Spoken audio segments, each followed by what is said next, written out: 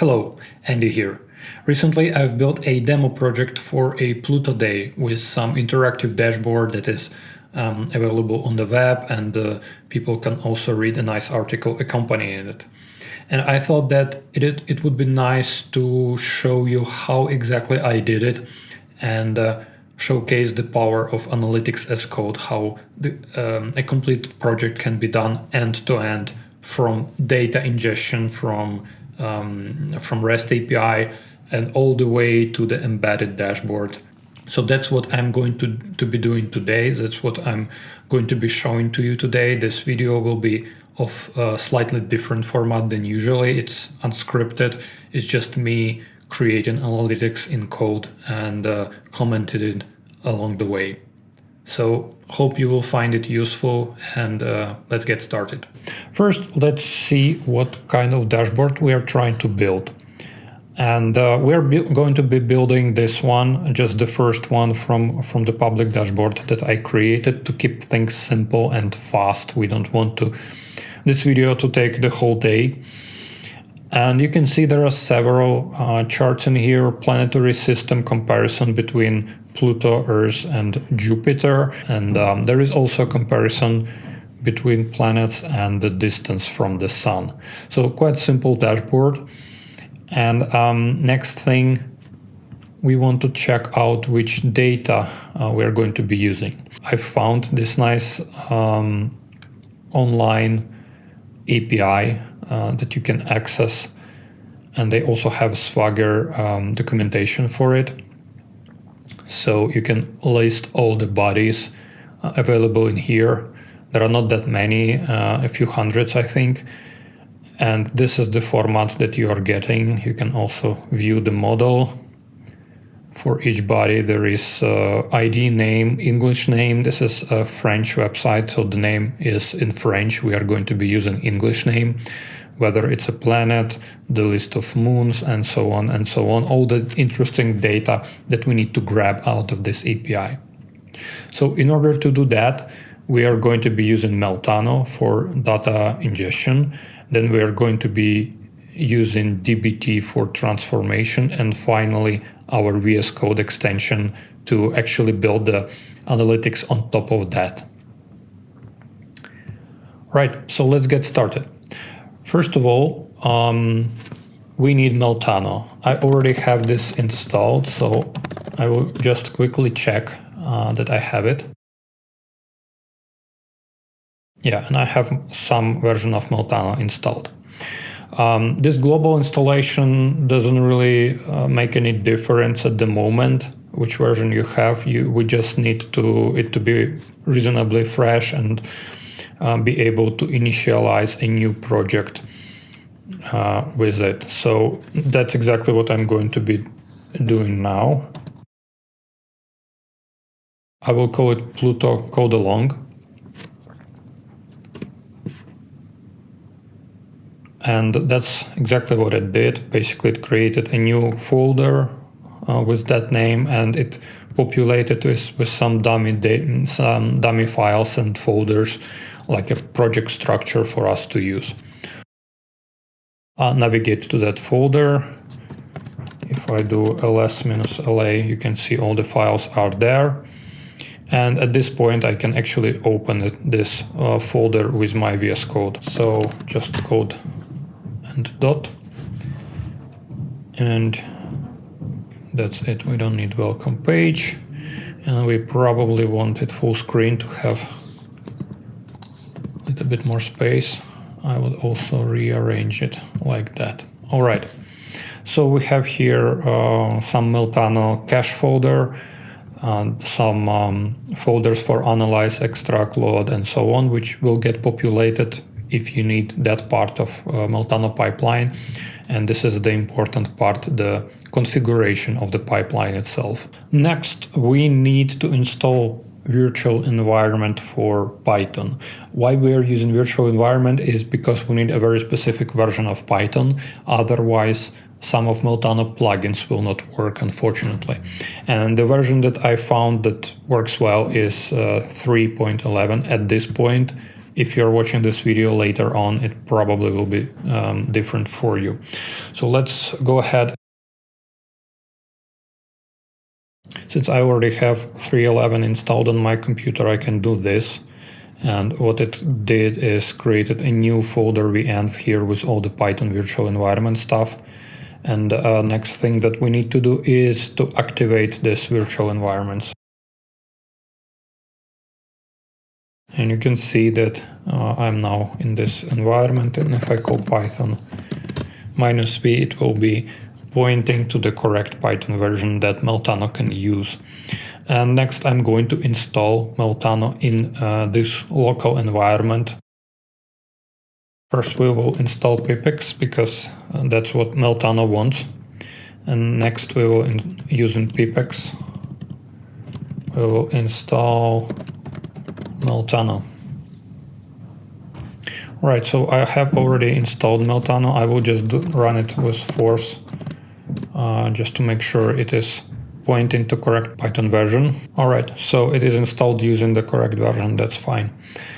And next I want to add my my extractor, the tab that is going to be loading data from REST API and putting them further on into the pipeline.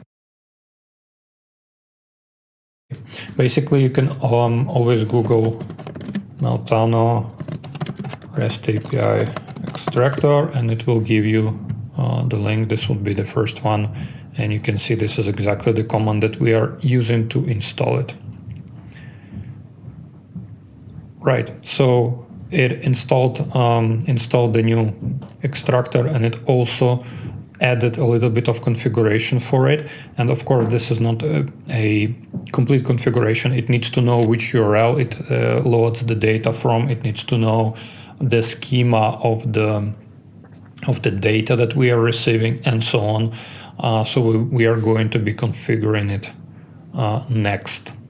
And for that, we can use interactive configuration that we have in here. There is a command for that, and you can see there is a huge load, like 49 different options that we can configure, and of course we don't need all of them. First of all, we need API URL, so this is number 3, and I can just type in 3 and enter the value, HTTPS. Actually, I will just copy it from here.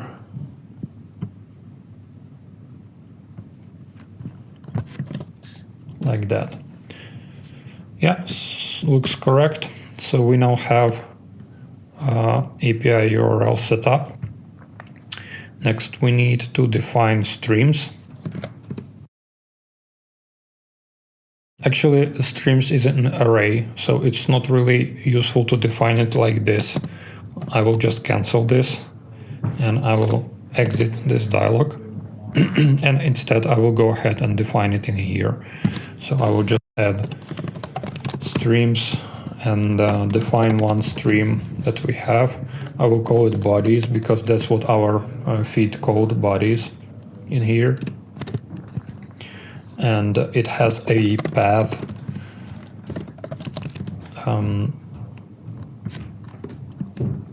Path is basically the part of the URL that will be added in here in order to make the call. So that's basically this part. Then we have primary keys. And we have just one, it's ID. You can see in here there is an ID key. And next we have record path. So what is this? This is a JSON path that tells the tab, the extractor, how to get to the actual object. So you can see there is that this feed actually returns us bodies, an object with one key, bodies, and inside of that key there is an array, and inside of the array every item is an object that we want to import. So in a JSON path, it looks like this. So this means the main object, the root of the JSON. Then we have key bodies, and then we have array, and every single item in the array is what we actually want. This is actually a standard. You can Google it. It's called JSON path, and there are a lot of different wildcards and ways you can define this if you have a more complex structure.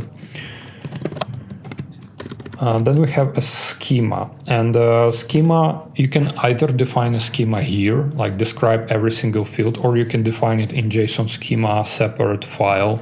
That's what I'm going to do. I will call it body schema JSON, and we will define it next.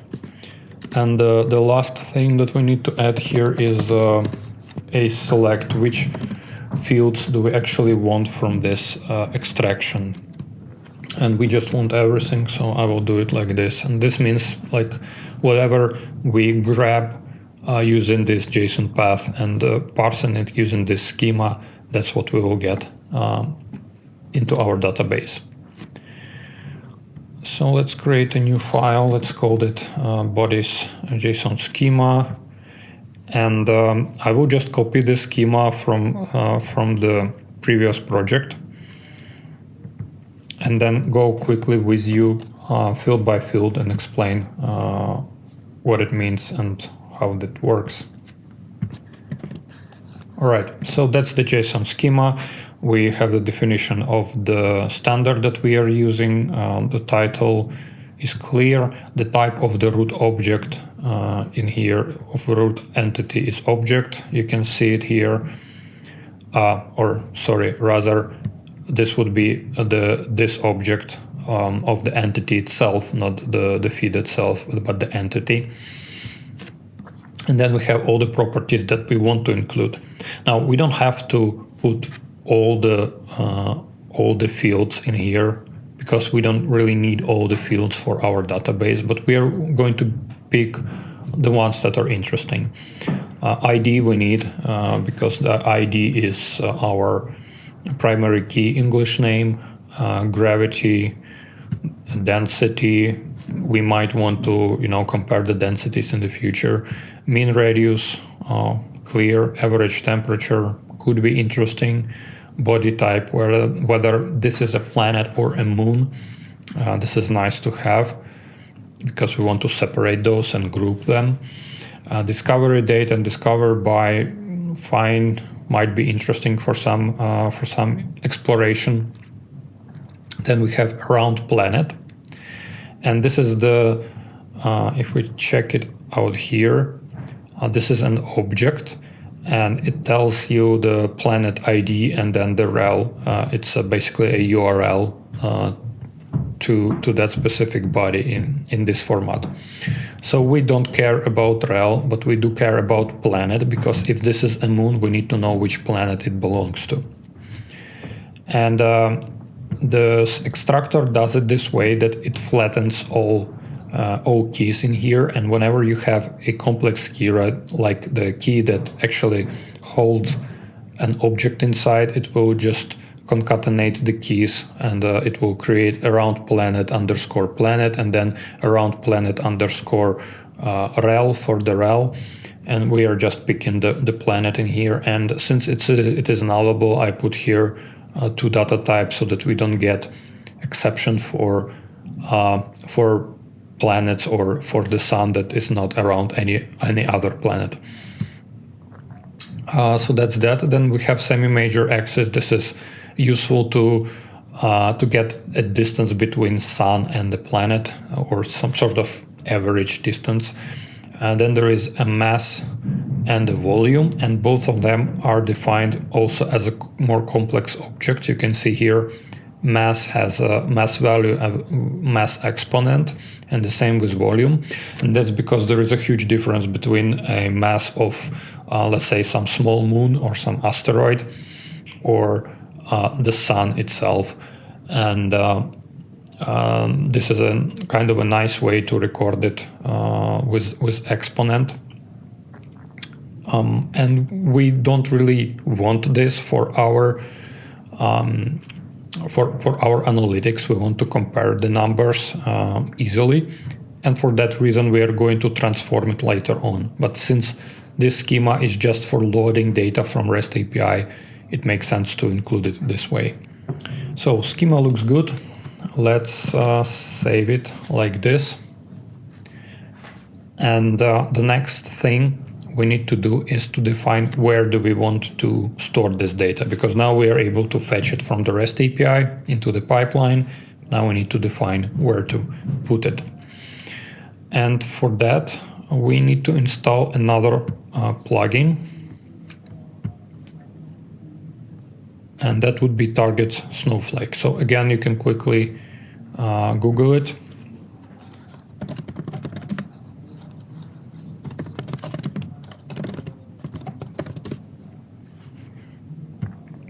So we have here target Snowflake, and you can quickly copy the installation command.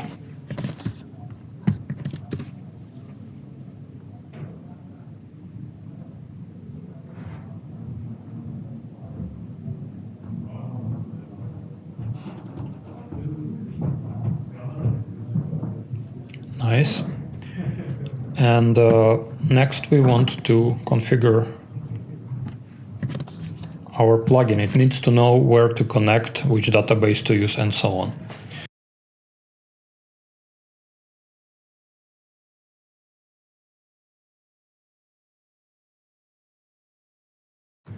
And check our configuration file. In here you can see there is a new section, added loaders, with a target Snowflake and all the configuration fields that are added. Of course, you also want to provide a password for your field, and for that reason you're creating new file called .env, and put there a variable like this, and here you put the password. Now I will do it off screen, and you also need to make sure that you never ever put this file into Git, because you don't want it to be recorded in Git. This is a secret. All right, it looks like now we should be able to load our bodies, cosmic bodies, from this API and put them into the Snowflake database without any transformation, as it is provided in the REST API. So let's just do that. Let's try it out. For that, I need to call Meltano.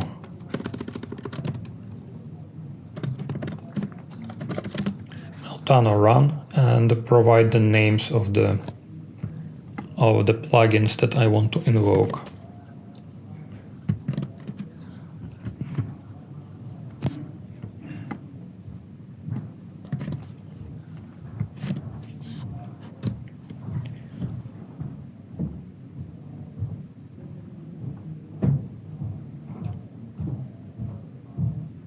Right, it's doing something, it's a good sign.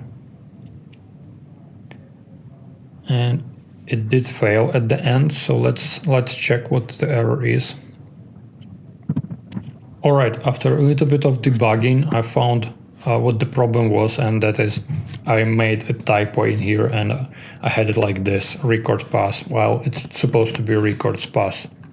Yeah, very annoying and hard to debug, so please, Meltano, maybe make a validation for this, or maybe there is a plugin which I don't know about. Yeah, but I will have to try this out. But either way, this works now, and with this fix, I can actually run and import the data.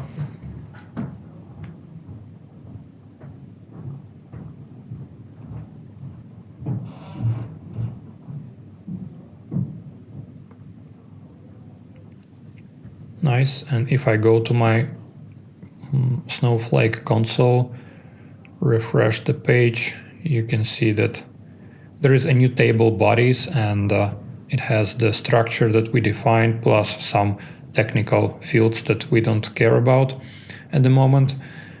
And there is also a data that we fetched from the API. there are 366 records in total. Looks good so far. So the next part of this project is to be able to transform the data from whatever we imported into something that is usable for analytics, and that is where dbt comes in. So let's install our dbt plugin for Meltano. Let's search for dbt Snowflake. All right.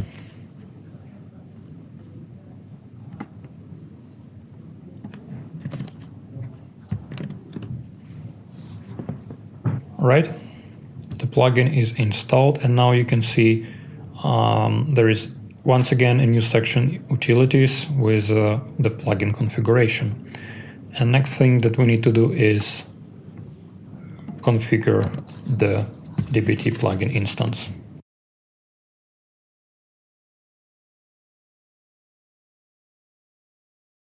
So that's it for configuration. Again, there is a password, and the password is stored in the environmental variable. This time it's called differently, not the same environmental variable as for dbt, it's this one. So I will now add it off screen because I don't want to share my password with you. All right, and the next thing that we need to do is to initialize a new empty project where we can start defining our transformation. Plugin gives you a nice command for that. So if we run this,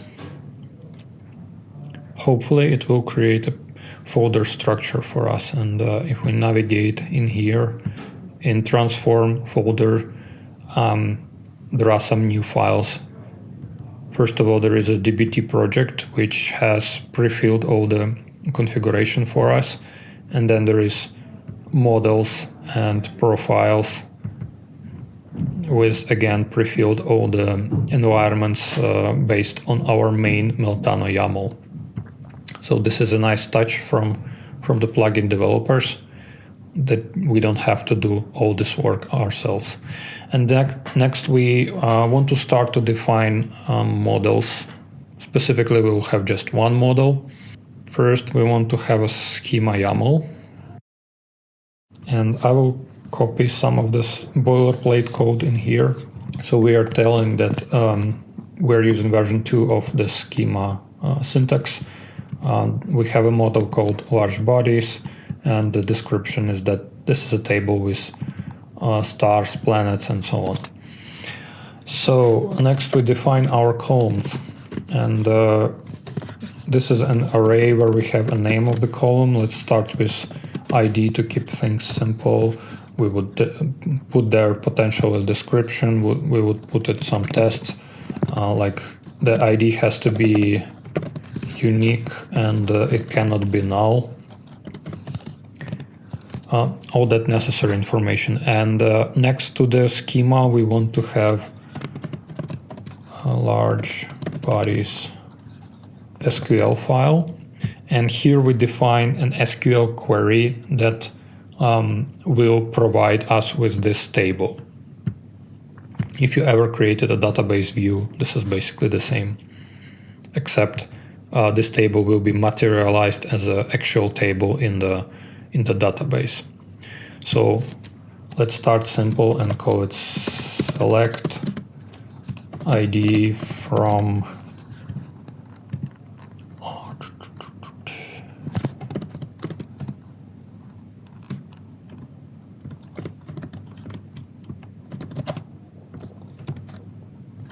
Pluto code along bodies. Right, so far we just need ID. But we will be adding more fields in here, so I will just format it a little bit better. And we probably also want to have there some filter. Let's keep it consistent with the case, because the current table contains not only planets and moons but also asteroids, and we don't want that. So we will add some clause like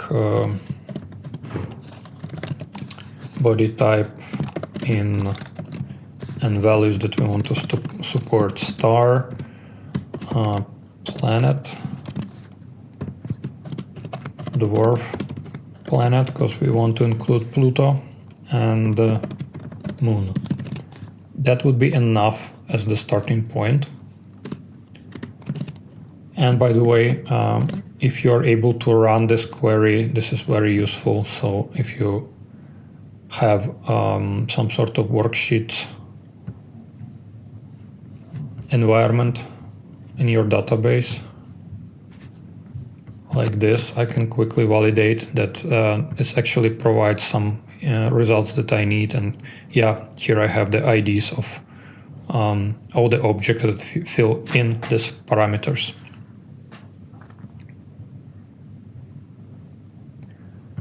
Right, so that's the first transformation. Let's try to run it. In order to run it, we need to call Meltano, invoke dbt Snowflake, and run, if I'm not mistaken. So let's see how this goes.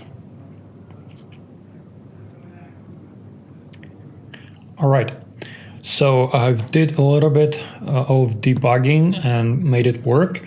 And the problem was that targets has to be put here, just plain targets instead of a path to Meltano folder, and then it starts working.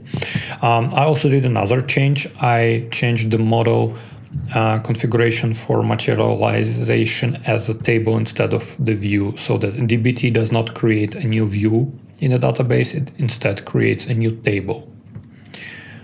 So let's run the transformation now. Right, success, and if I refresh the list of tables, there is a new table with bodies, and there is just one column ID, and that's the IDs. So looks correctly, looks exactly what this SQL statement should generate at the end.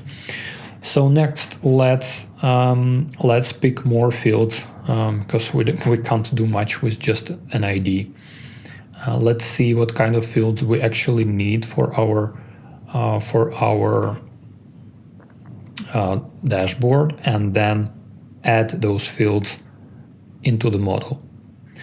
So first of all, you can see that we need to be able to distinguish moons with the planets, and for that we need to include body type.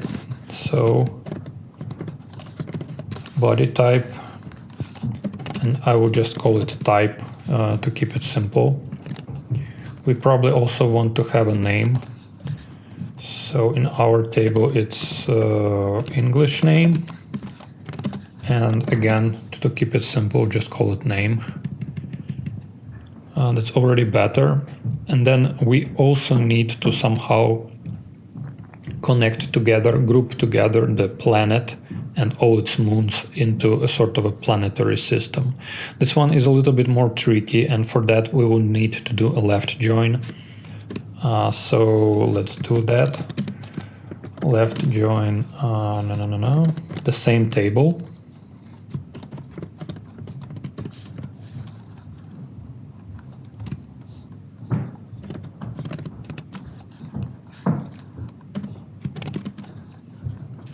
Okay, so that would be L2 on, this will be L1.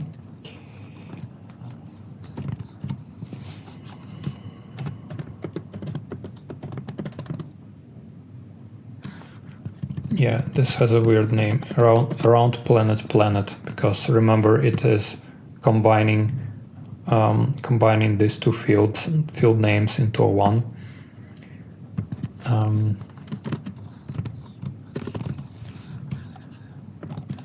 Right, so this should work, and then we need to specify everywhere which table we are taking it from.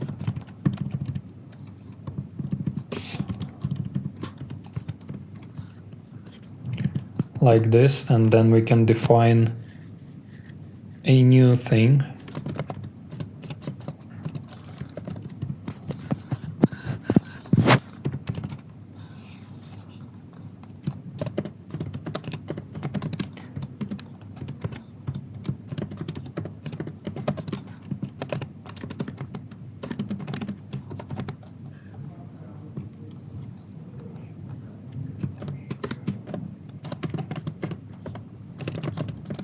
So what we are doing here is saying if there is a table joined with a left join in here, use its name as a planetary system, otherwise use the current name as a planetary system.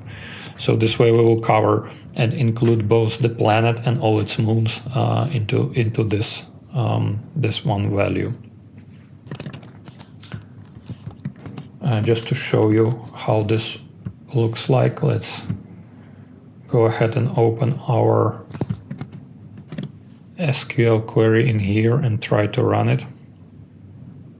Yeah, of course, I forgot to add here L1. Yeah, so you can see that, for example, here are all the Jupiter moons combined together with the Jupiter itself. So if, not sure if Jupiter is included in this subset of results, but basically you get the idea. Let's see which other fields we need to add. Of course, we need to add radius.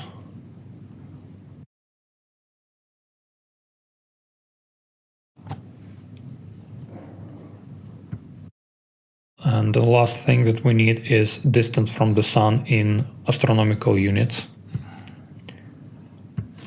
So that is done using semi-major axis, but we need to convert it to astronomical units because here it is provided as a different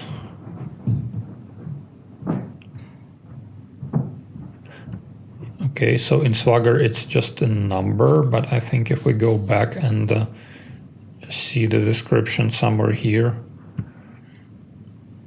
All right, so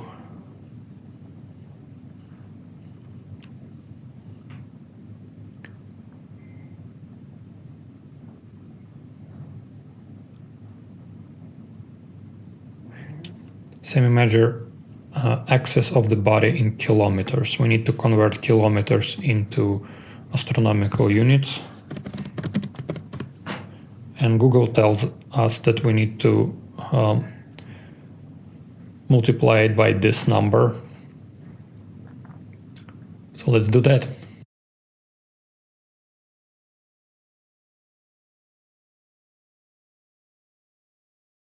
Looks correct. Maybe let's call it orbit.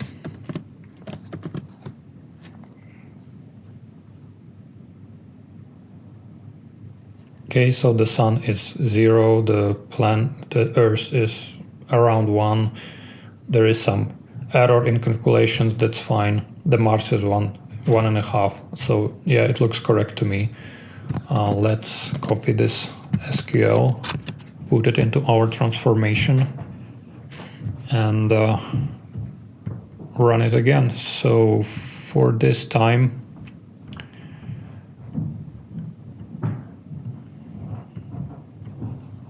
I want to drop this table.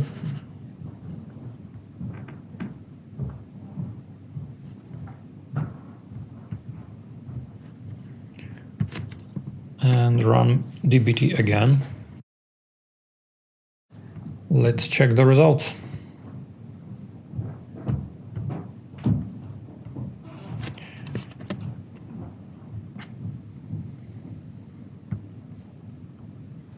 We have all our columns and the data looks correct. So we have type, name, planetary system, mean radius, and semi-major axis. Now I will just quickly fill in the schema because we need that information for validation in case you want to run tests on your data.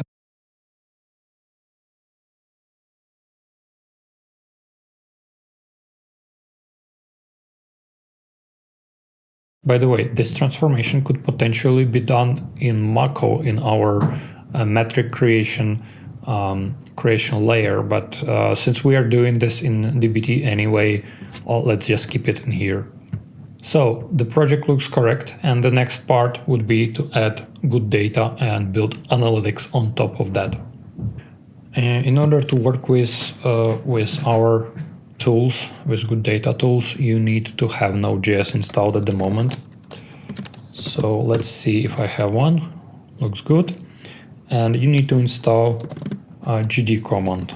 You can do it with npm. npm is the tool that comes together with Node. So if you have Node installed, you have npm as well. GoodData code cli. This would make sure that you have, but you need to do it with -g, a global installation of code cli. Right? So now if I check the version of code cli, it's this, which is the latest version by the time I'm recording this video. Looks good. So let's initialize a new GoodData project in this environment. First of all, it is asking me for the host name of my GoodData instance, and I will just quickly copy it from the other screen.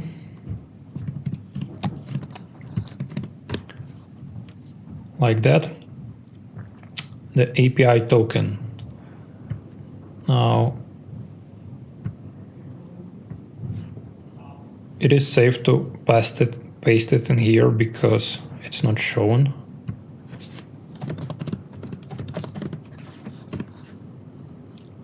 So I'm generating a new token and enter it in here, and it is asking me which workspace do I want to use for that. I will just take any workspace, whatever makes sense, let's say Pluto, but I will actually change it to a new ID so that we are creating a new workspace when we are deploying instead of reusing the existing one. Next, which folder we are going to be storing our analytics. And I think Meltano is using analyze folder for that.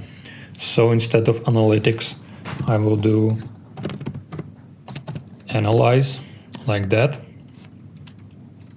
And I don't want to clone anything. I want to create a new workspace from the beginning. So what this command just did is created a new configuration file in here, GoodData YAML. And you can see that it has all the stuff that is needed that we just configured. It created a profile for me with my host name. The token is stored in the env file for me already. And here I'm just referring to an environmental variable. Then there is a workspace ID, which let's change it to a new one that does not exist yet. The data source ID is the data source definition in the GoodData server, and we will need to change this as well. And then we have a source dir, which is analyze, and the default profile, which is dev, the only profile that we have at the moment. Right, so let's figure out what to do with the source ID. It's a little bit tricky in the real project that I built on GitHub, and it's available on GitHub.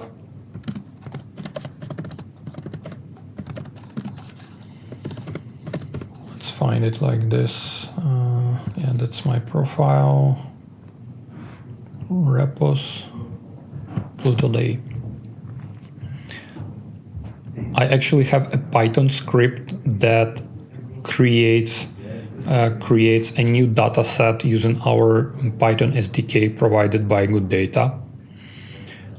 But for simplicity's sake, I don't want to go into writing this Python script again or copying it from here. I will just go and create this data set manually for us. And the data set is data source. And this data source is basically a connection to the database. It's what tells GoodData how to connect to the Snowflake in this case. So what I will do now is just open this URL.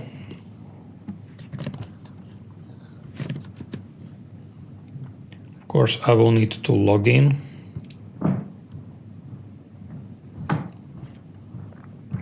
And I can go to data sources, and I can connect to a Snowflake. All right, so I forgot to name it. Let's give it a nice name.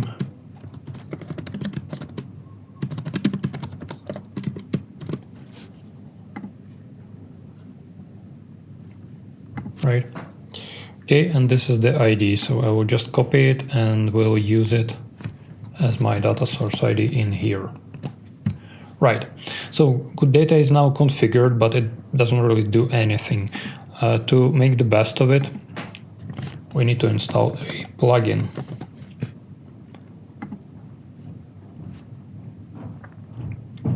Right, the plugin is there. Now if we will go back, you can already see that it is connecting to the database. It is recognizing that this is a Snowflake database and so on. And it also has nice features, like it will create autocomplete for us and help us to build analytics very quickly. So first of all, first thing that we need to do is generate a data set for our analytics. Let's create a new folder called dataset.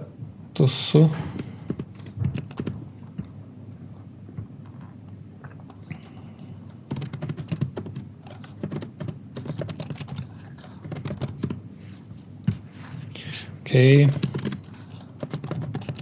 type dataset, ID, let's say large bodies, and then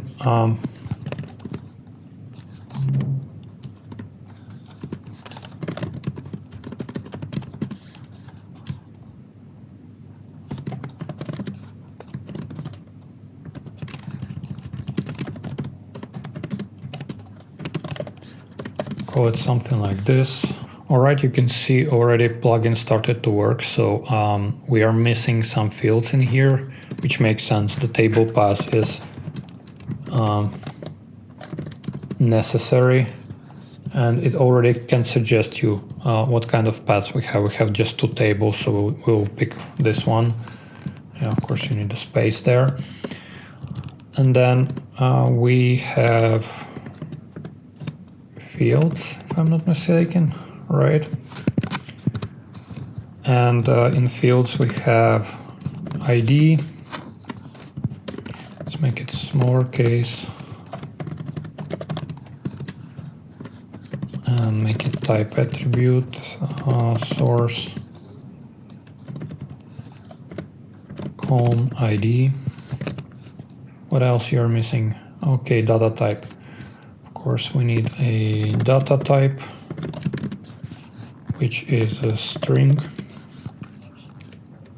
We can call it some nice title so that it's visible better in the UI.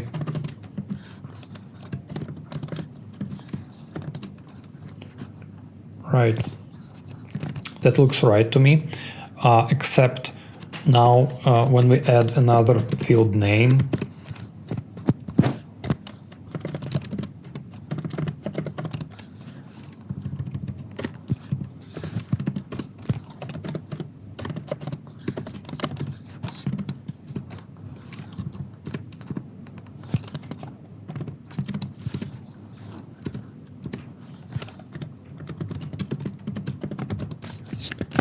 you can see that we kind of have a redundancy because name is probably unique and ID is unique. And when you're creating a new chart and you want to reference some element by its ID, but then show the name to the user instead of ID, it becomes a little bit harder to program. So what we can do is use labels for that. Instead of having ID and the name, we'll just have a field called basically large body, like that. And we will say that it has a label called name.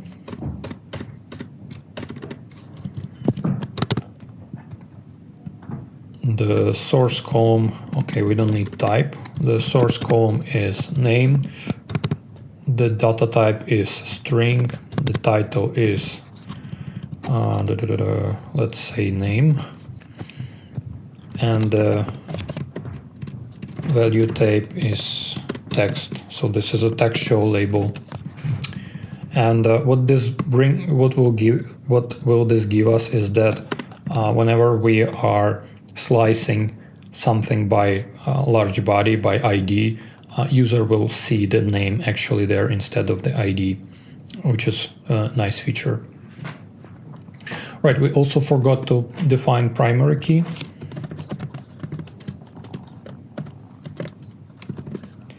And primary key is our large body, like that. All right, let's run a preview and see what it actually looks like. So we have large body, which is default label is ID, and then we have another label, name, for the same body. Okay, good. We also need to add more stuff from this schema here. So we only used ID and the name. Let's add the type, mean radius, and the rest of that. We also do have a Python SDK dbt plugin that is able to grab this model and create a data set for you, populate all these fields for you based on the model. But we are not using it here, and this is something of a work in progress. We want to connect this to World ideally, but for now, we are doing this manually.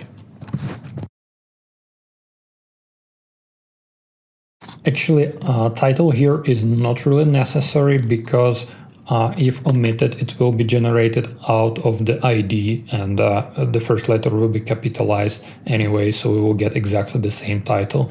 And I think same goes for this and for this. Let's try it out, actually. Right. The titles are converted correctly, and we have the type in here. Nice. What else do we have there? ID type name. So we have mean radius, semi-major orbit, and planetary system. Let's call it just radius. Okay, it's a type attribute. Source column is mean radius. Data type is string. Is it? Right, it's numeric. So you see our validation actually caught that. Nice. We have semi-major orbit.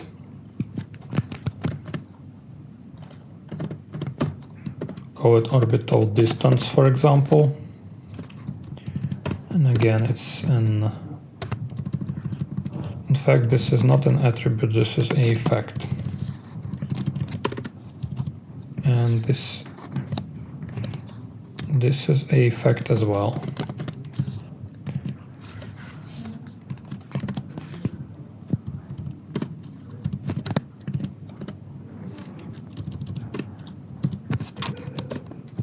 Okay, and the last one is planetary system.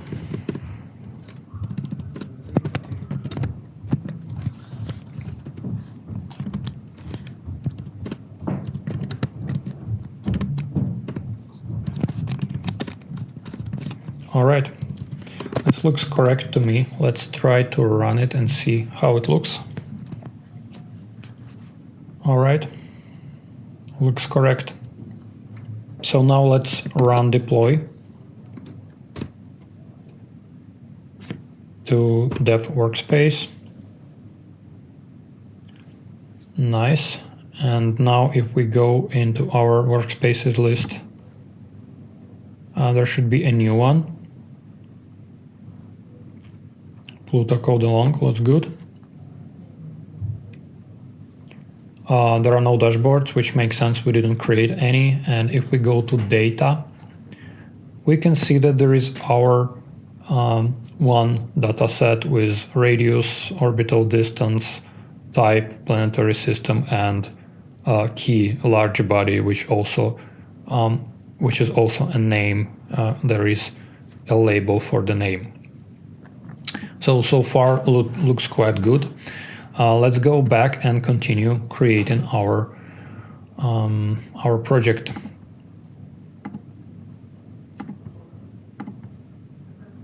I will just close everything to have a clean slate. And the next thing that we want to do, let me again change the order. The next thing that we want to do is create our charts. So let's start with these three. They are pretty much the same, with the difference that this is focusing on Pluto, this is focusing on Earth, and this is focusing on Jupiter, but they are showing the same data, basically a planetary system with the top biggest objects in there. So I will make a new folder in here called visualizations.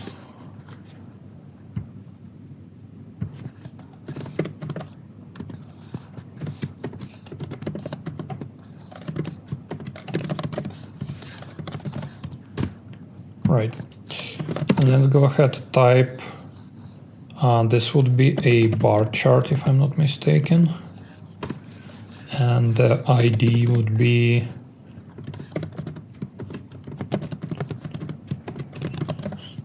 something like that. Let's maybe change the order to keep it pretty. The title is again, potentially we could skip it because it can be derived from the ID, but let's have it explicitly here. And next we need to define a query. The query is basically a data sheet that will be used to render this bar chart on top. And we have fields in here, which is a list of fields, and what we need for that is a radius.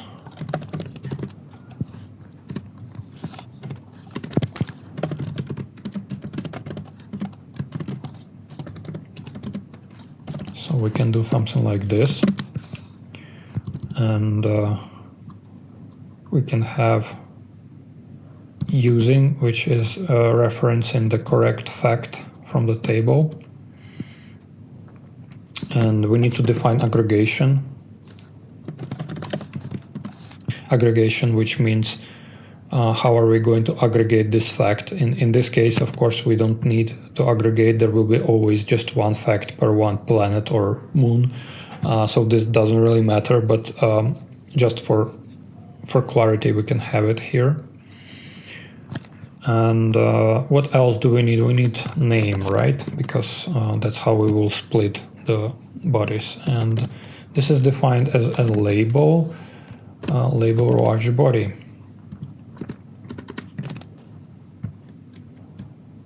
Right? Or is it name? Let's see again. Yeah, we need a name. Let's see how this looks. Don't ask me again. I know that we need to deploy every time we run a preview.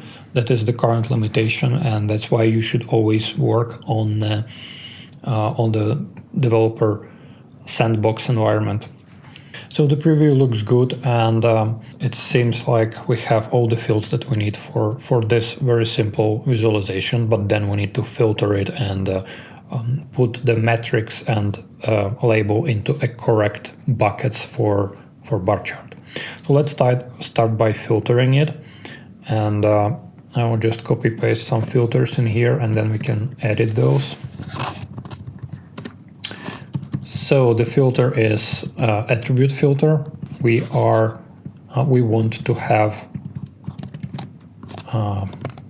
planetary system, and we want to have only Pluto included here because this is a Pluto chart. And then we also want to have a ranking filter.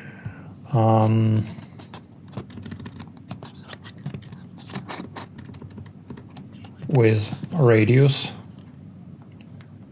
with top 10 radii. So basically top 10 biggest objects in the Pluto system. That's all for filters. Next we want to have buckets, metrics.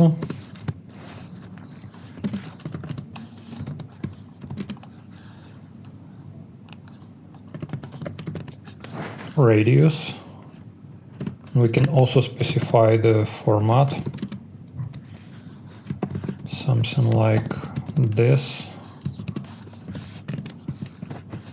Right.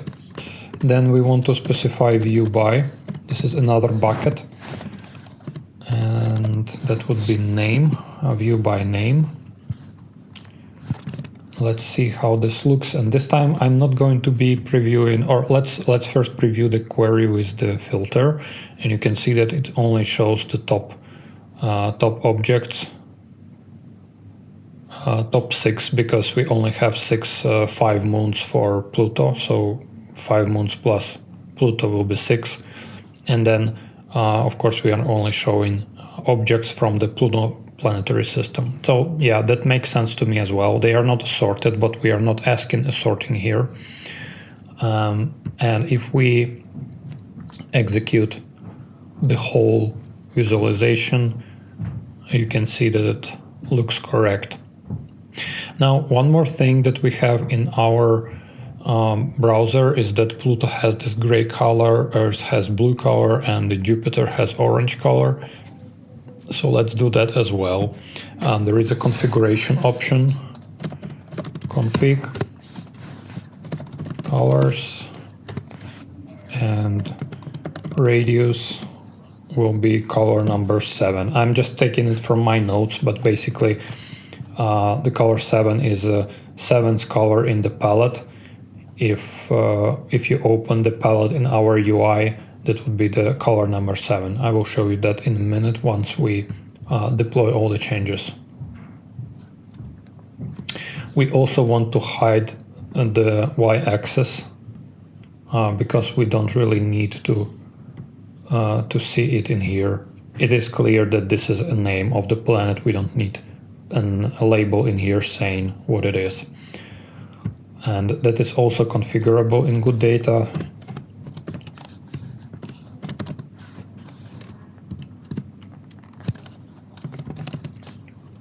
Like that. All right, looks correct to me. Let's preview it again. Okay, so the colors are not applied, and this might be the issue of the preview itself because we are not applying theming in here, but the name of the axis is disappeared, so I think config is applied correctly. Let's just deploy the changes and see how this looks on our website. If I go to Analyze, you can see that there is the chart that we just created and deployed. And here it is. And 1, 2, 3, 4, 5, 6, 7, that is supposed to be the color. Yeah, looks like this doesn't work really. All right, one more bug report for me to report. So that's visualization number 1, and we want to do exactly the same visualization also for Earth and for Jupiter. And the good thing about code is that you can just copy paste stuff. So I will copy paste this. I will rename it to say Earth planetary system, and I will also rename identifier within it. This one, apply, and we have it. So we have now Pluto planetary system and Earth planetary system with different IDs and different file names. And of course, we also need to update the filter in here. to Earth, because we want to see the Earth planetary system. Let's do the preview for the query.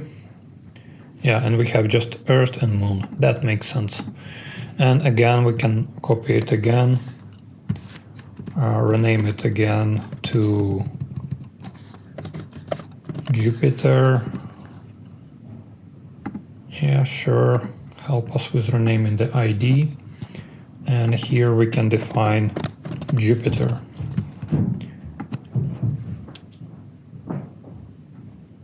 Right, looks good. This time we are actually limiting this to like 7 or 10 items, because Jupiter has a lot of moons. I will not bother with colors since it doesn't work. Let's have it the same color everywhere.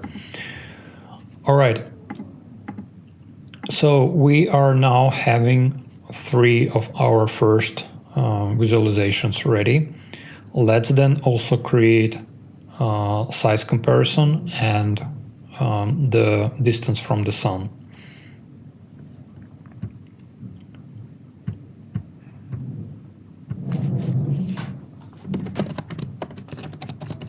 Let's go with planet sizes. It should be a YAML file. And again,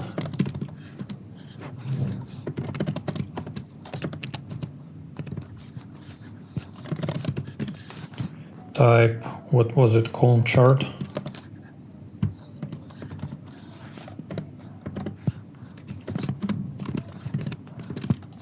Okay. What else do we need there? We need a query.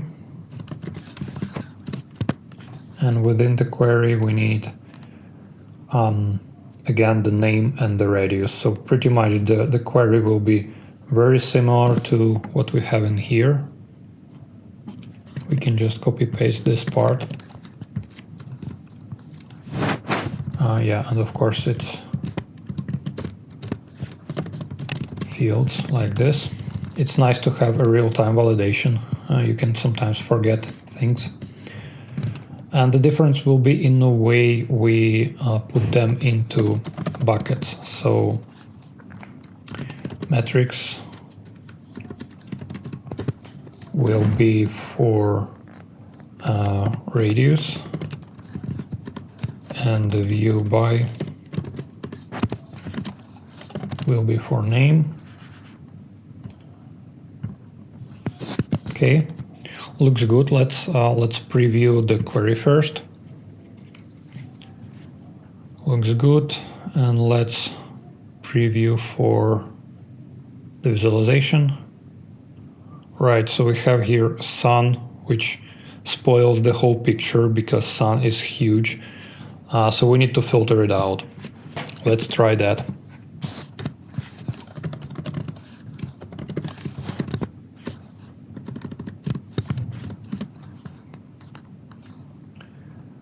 Okay, filter by. In fact, you can see that there are only planets and Pluto. So I think we will just enumerate them. There is no point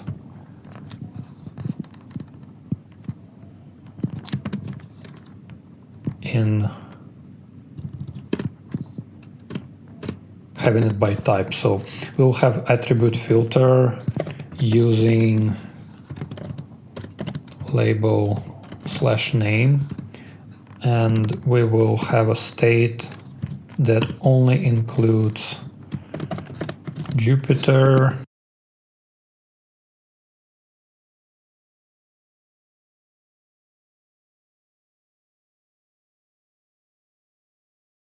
right, looks correct. And then we also want to order them, sort them by the radius. So I will add another field into query.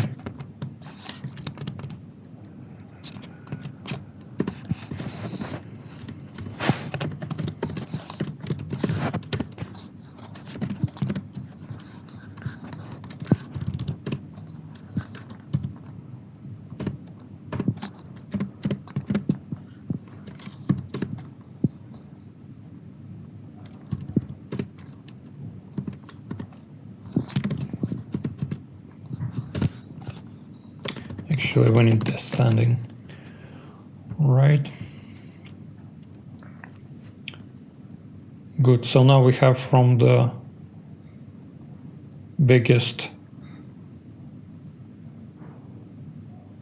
to the smallest. Is that actually correct? Yeah, looks correct. If we now preview the whole visualization in here, sorry, wrong preview,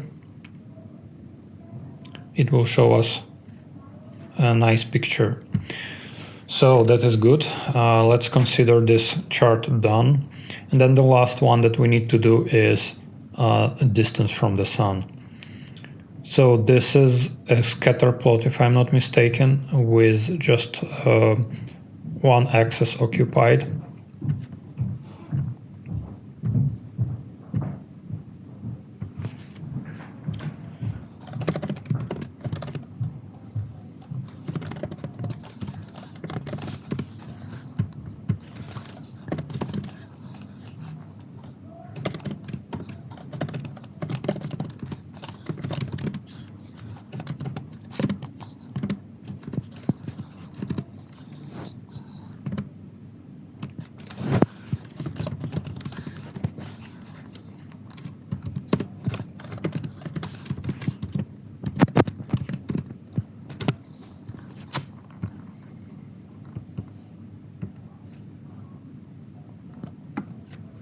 Still need the name, and we also need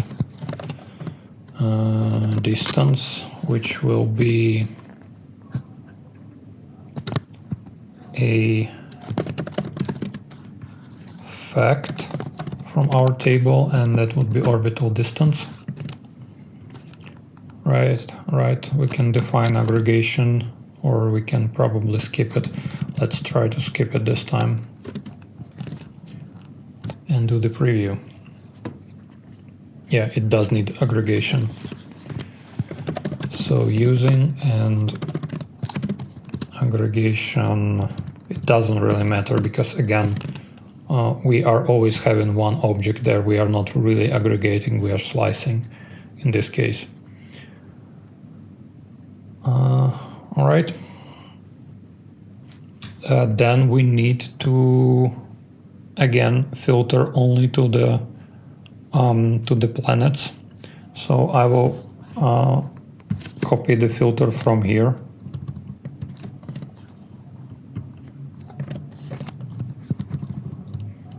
This is the benefit of having it in code. It's very easy to copy stuff between different visualizations and then preview them. Okay, so Earth is at 1 orbital distance, which is correct. Mercury is below 1, Venus is below 1, and Mars is slightly above. Yeah, that looks really correct. Right, so let's now define the buckets.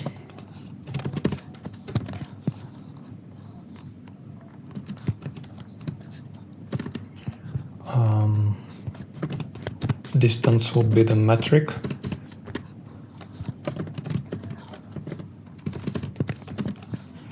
View by will be the name.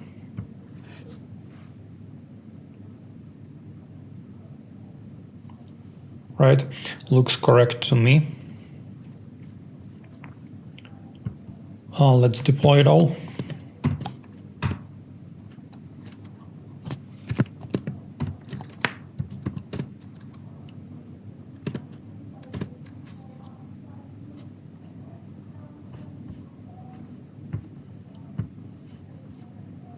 Now if I refresh the page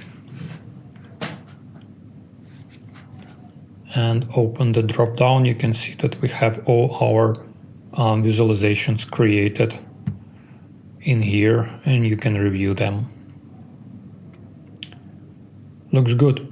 So the next part is about creating a dashboard. You can see that there is no dashboards yet, and we need to create this dashboard to combine all these visualizations into a single dashboard. So let's just copy some copyright from here, some text that we can use. Create a new folder, a new file, Pluto dashboard, for example.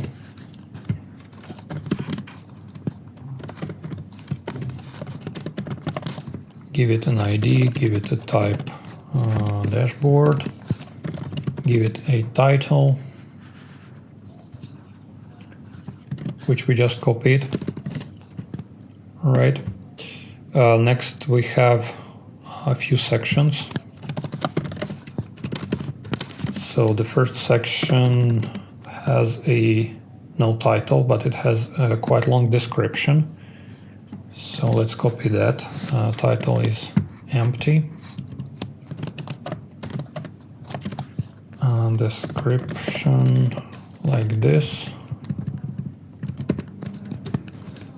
Then widgets. And widgets will include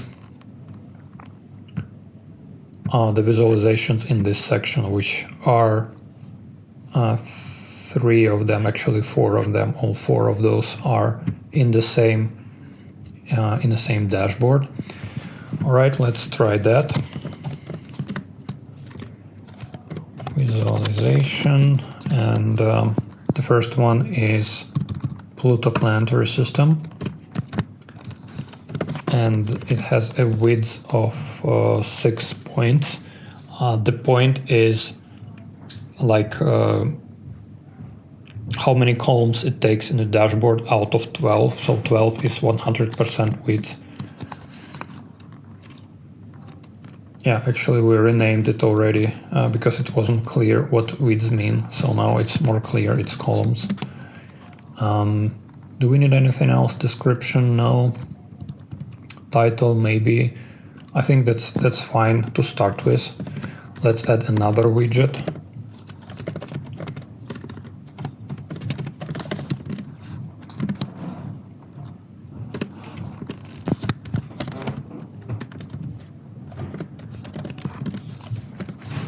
For Earth, and another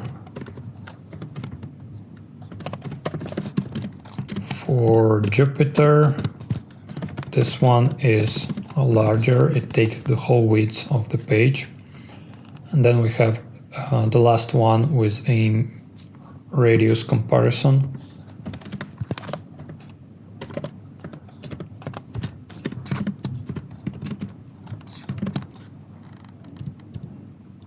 Planet sizes, that's the one. And again, it takes a complete width of the dashboard. Let's run a preview and see how this dashboard looks. All right, it looks correct to me. There is a filter which we can hide, but let's not bother with that now. We have a section with some description, and the first 4 charts are here. That looks nice. Let's go back and add a second section. The second section actually has a title. How far is Pluto?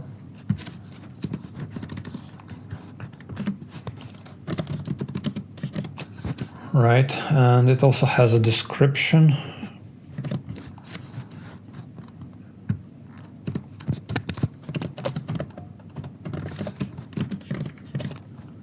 It is underlined with red because it is missing a property widget. There cannot be a section that doesn't have any widgets. So if we add widgets, it sort of disappears, this error. And it has only one visualization, and that is sun distance. And of course, takes the whole width of the dashboard.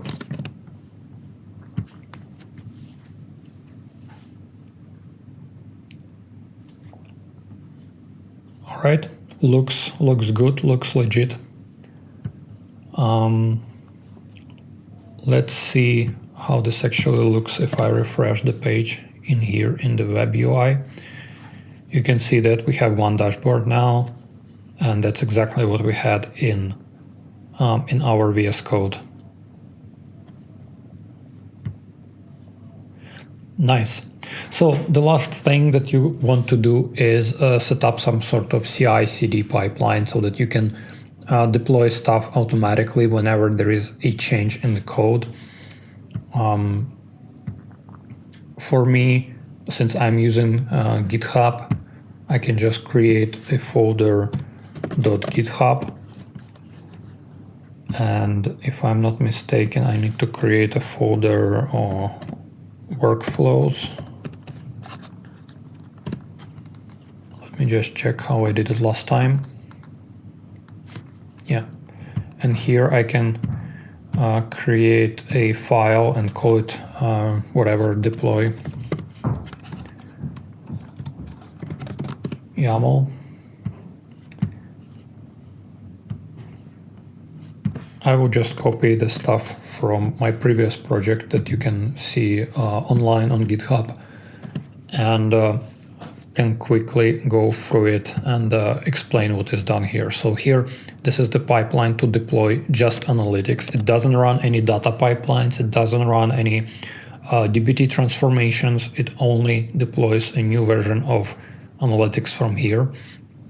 And that is because you probably want to do it in a different time. Your data pipeline might be running on a huge number of data sets. It's resource consuming. Probably you don't want to run it in GitHub even. You probably want to take care of your data and make sure it doesn't leak anywhere, and run it on your own server somewhere.